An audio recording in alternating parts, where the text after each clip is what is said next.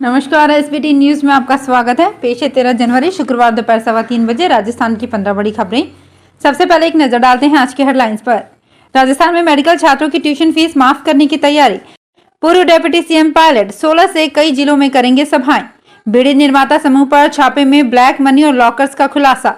BJP की national working committee की बैठक 16-17 को।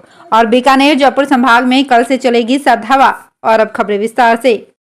राजस्थान में इस साल के अंत में विधानसभा चुनाव होने हैं। इसे देखते हुए राजस्थान की अशोक गहलोत सरकार राजस्थान चिकित्सा शिक्षा विभाग सरकारी मेडिकल कॉलेज के छात्रों को बड़ी राहत देने की तैयारी कर रहा है।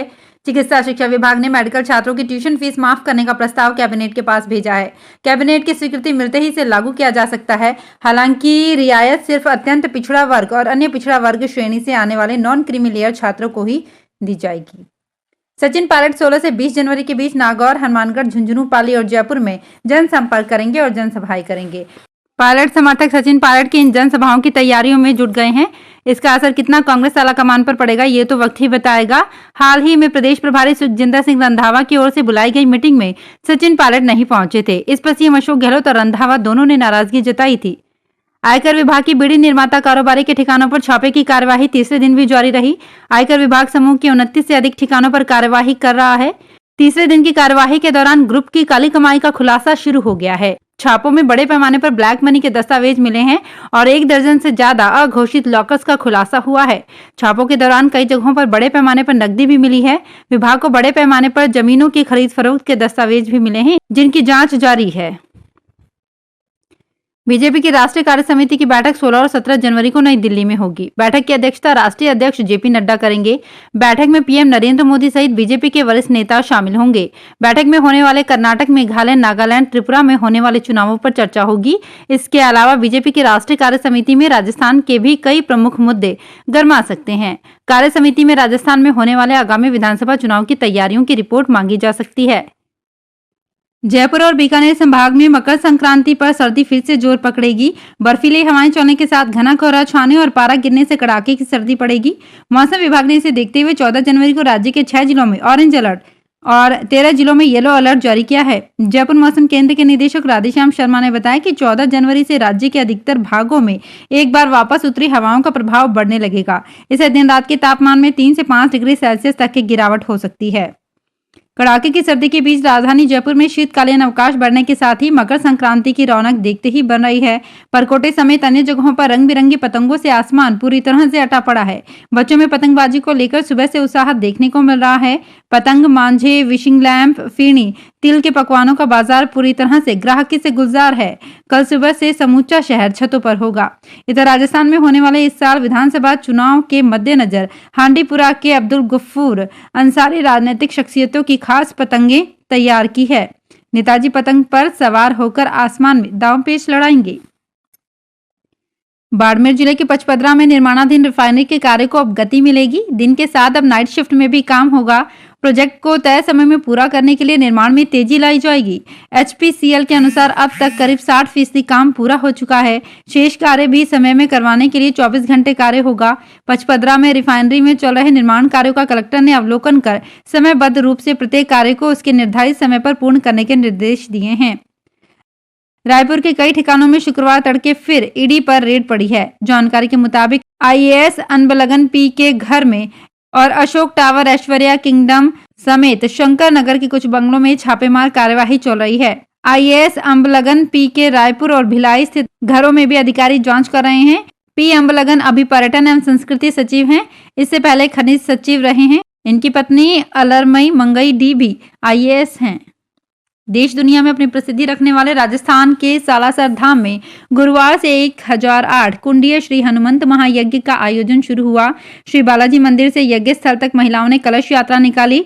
गाजे बाजे के साथ निकाली गई कलश यात्रा में संत रामभद्राचार्य महाराज रथ पर सवार होकर यज्ञ स्थल पहुंचे। 1008 कुंडीय महायज्ञ में 2000 पंडितों ने भाग लिया। इसके अलावा 1008 यजमानों ने हिस्सा लिया है। इस महायज्ञ व श्री राम कथा को लेकर पुलिस विभाग ने भी सुरक्षा व्यवस्था के पुख्ता इंतजाम किए हैं। सुबह 8:30 बजे से 12 बजे तक यज्ञ का आयोजन होगा। बीकानेर के एसपी मेडिकल कॉलेज में कोविड के बाद पहली बार नेशनल मेडिकल कमीशन की टीम जांच करने आ रही है।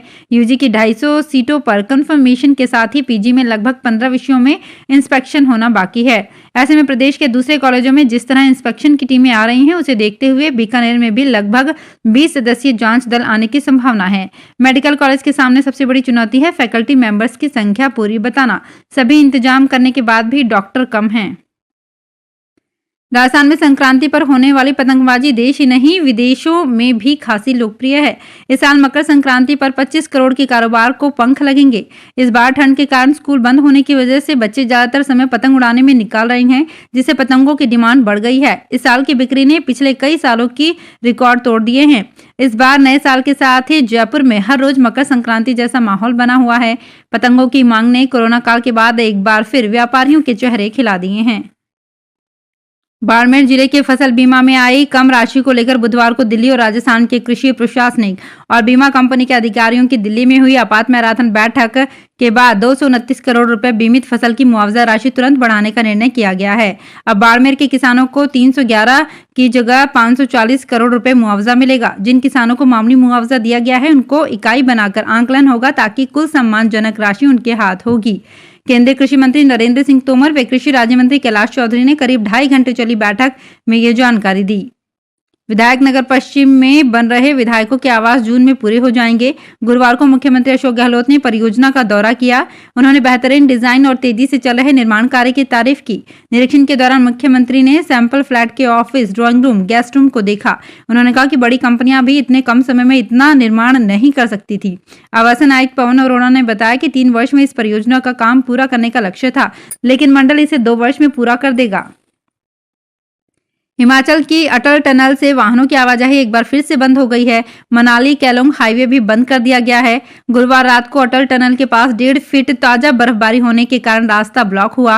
हालांकि गुरुवार को सीमा सड़क संगठन ने मनाली केलोंग सड़क मार्ग को बहाल कर दिया था, लेकिन रात को हुई बर्फबारी के बाद अटल टनल से होकर जाने वाला रास्ता फिर से बंद कर दिया गया। ब्यावर शहर के आबकारी की ओर से रिको औद्योगिक क्षेत्र से ढक्कन व होलोग्राम के जखीरे के साथ पकड़े गए आरोपितों को गुरुवार को न्यायालय में पेश किया, जहां से उन्हें न्यायिक अभिरक्षा में भेजने के आदेश दिए गए। आबकारी ने आरोपितों को गिरफ्तार करने के बाद 1 दिन के पुलिस रिमांड पर भी लिया, लेकिन ढक्कन की खेप व होलोग्राम कहां से आए, इसका सुराग नहीं लग सका। आबकारी विभाग अवैध शराब के इस सिस्टम की चेन को नहीं पकड़ पा रहा है। इसके चलते क्षेत्र में ये कारोबार तेजी से बढ़ रहा है। आबकारी निरीक्षक माधाराम ने बताया कि रिको औद्योगिक क्षेत्र के एक रिहायशी मकान से 11,500 ढक्कन, बड़ी मात्रा में होलोग्राम एवं 25 पेटी देसी व अंग्रेजी शराब की पेटियां मिली है। तो फिलहाल इस बुलेटिन में इतना ही। फिर हाजिर होंगे कुछ और बड़ी खबरों के साथ।